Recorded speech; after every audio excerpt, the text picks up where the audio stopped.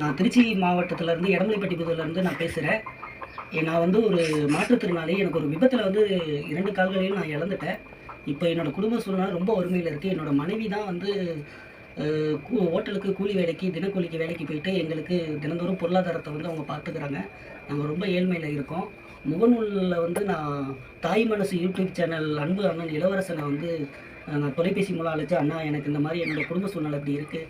எனக்கு கொஞ்சம் உதவி பண்ணுங்கண்ணே" அப்படின்னு கேட்டேன். அடுத்த நொடி அவர் எந்த ஒரு கனமும் இல்லாமல், "உதவின்றது நான் அப்புறமா நான் உங்களுக்கு பண்ணுறேன். இப்போதைக்கு உங்கள் குடும்ப சூழ்நிலை பொருளாதாரத்துக்கு என்ன தேவையோ அதை நான் பண்ணித்தரேன்" அப்படின்னு சொல்லியிருந்தாரு.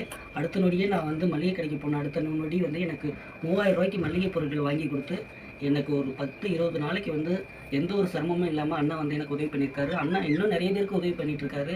அவரோட சேனலுக்கு சப்போர்ட் பண்ணுங்கள். அதுவும் இல்லாமல் மக்களாகிய நீங்கள் மேலும் மேலும் அவரும் சிறக்க, நாங்களும் வாழ எங்களுக்கு உதவி பண்ணுங்கள். ரொம்ப நன்றி அண்ணா. அண்ணா ரொம்ப நன்றி.